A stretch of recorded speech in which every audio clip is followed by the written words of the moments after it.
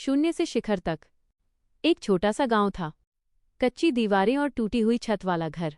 वहां रहती थी मीरा। मीरा के पिता मजदूरी करते थे, माँ दूसरों के घरों में बर्तन मांजा करती थी। गरीबी इतनी थी कि 2 वक्त की रोटी भी मुश्किल से मिलती थी। मीरा को पढ़ने का बहुत शौक था। वो अक्सर स्कूल के बाहर खड़ी होकर बच्चों को पढ़ते देखती। उसके पास न किताबें थीं न ही पहनने को जूते। पिता कहते थे, बेटी हम गरीब हैं, पढ़ाई हमारे नसीब में नहीं। पर मीरा की आंखों में एक अजीब सी चमक थी। वो रात को मिट्टी के दिए की रोशनी में पुराने अखबार पढ़ती। यही उसका स्कूल था, यही उसकी दुनिया थी। जैसे जैसे मीरा बड़ी हुई, मुसीबतें और बढ़ गईं। पिता की तबीयत अचानक खराब रहने लगी। घर की पूरी जिम्मेदारी मीरा के कंधों पर आ गई। उसने तय किया कि वो शहर जाएगी। गांव वालों ने ताने दिए, अकेली लड़की शहर जाकर क्या कर लेगी, शहर की चमक धमक में बर्बाद हो जाएगी। पर मीरा ने किसी की एक न सुनी। वो सिर्फ एक फटी साड़ी और थोड़े से चने लेकर शहर की बस में बैठ गई। शहर बहुत बड़ा था और बहुत बेगाना भी। न रहने का ठिकाना था, न ही कोई जान पहचान। उसने कई रातें रेलवे स्टेशन पर गुजारी। भूख से पेट जलता था, पर वो हार नहीं मानी। शहर में उसे एक छोटी सी नौकरी मिली, एक ऑफिस में, साफ सफाई का काम। वहां उसे लगा कि अब सब ठीक हो जाएगा। उसने अपनी पहली कमाई घर भेजी, पर किस्मत को कुछ और ही मंजूर था। ऑफिस के कुछ लोगों ने मीरा को धोखा दिया। उस पर चोरी का झूठा इल्जाम लगाया गया। उसे नौकरी से निकाल दिया। बिना किसी गलती के वो सड़क पर आ गई। दुनिया उसे अपराधी की नज़रों से देख रही थी। मीरा टूट चुकी थी। उसे लगा कि अब सब खत्म हो गया। वो पुल के किनारे खड़ी होकर रो रही थी। उसे अपने पिता का चेहरा याद आया। तभी उसे एक बुजुर्ग महिला मिली। उन्होंने मीरा से पूछा, बेटी रोती क्यों है? मीरा ने अपनी पूरी दास्तां सुनाई।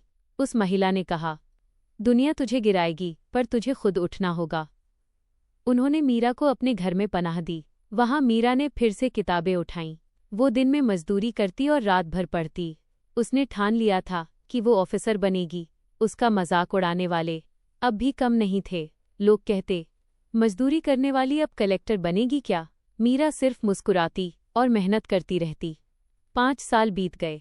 मीरा ने न दिवाली मनाई, न ही कोई त्योहार। उसके पास पहनने को सिर्फ 2 जोड़ी कपड़े थे। वो चाय की दुकान पर बचे हुए अखबार पढ़ती।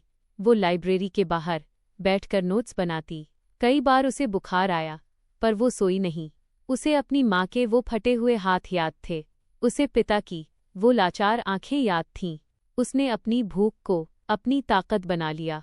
उसकी आंखों के नीचे काले घेरे पड़ गए थे, पर उसका लक्ष्य बिल्कुल साफ था। अंत में परीक्षा का दिन आ ही गया। मीरा ने अपना सब कुछ दांव पर लगा दिया। पेपर बहुत कठिन था, पर उसकी मेहनत उससे भी बड़ी थी। रिजल्ट वाले दिन मीरा के हाथ कांप रहे थे। जैसे ही उसने अपना रोल नंबर देखा, उसकी चीख निकल गई। पूरे देश में मीरा ने पहला स्थान पाया था। मजदूरी करने वाली मीरा आज एक बड़ी ऑफिसर थी। ये खबर बिजली की तरह हर तरफ फैल गई। जब मीरा अपने गांव वापस लौटी तो नज़ारा बदल चुका था। पूरा गांव माला लेकर खड़ा हुआ था। वही लोग जो कल तक ताने मारते थे, आज उसके पैरों में गिर रहे थे। मीरा सीधी अपनी झोपड़ी में गई। अपनी माँ के गले लगकर वो बहुत रोई। उसने अपने पिता के हाथों में अपनी लाल बत्ती वाली गाड़ी की चाबी रख दी। पिता की आंखों में गर्व के आंसू थे। मीरा ने साबित कर दिया कि किस्मत हाथों की लकीरों में नहीं, माथे के पसीने में होती है। आज मीरा हजारों बेटियों की प्रेरणा है। वो कहती है, मंजिल उन्हीं को मिलती है जिनके सपनों में जान होती है। पंखों से कुछ नहीं होता, हौसलों से उड़ान होती है। अगर आप भी आज परेशान हैं, अगर दुनिया आप पर हंस रही है, तो चुपचाप अपना काम करते रहिए। एक दिन आपकी सफलता ऐसा शोर मचाएगी कि पूरी दुनिया खामोश हो जाएगी। कभी हार मत मानिए, क्योंकि सूरज को भी उगने में वक्त लगता है। वक्त आपका भी आएगा, बस खुद पर यकीन रखिए। दोस्तों, ये कहानी आपको कैसी लगी? क्या इसने आपको हिम्मत दी? कमेंट में जय हिंद ज़रूर लिखें। वीडियो को लाइक करें, शेयर करें। ऐसी ही और कहानियों के लिए चैनल सब्सक्राइब करें। राधे राधे, जय श्री कृष्णा।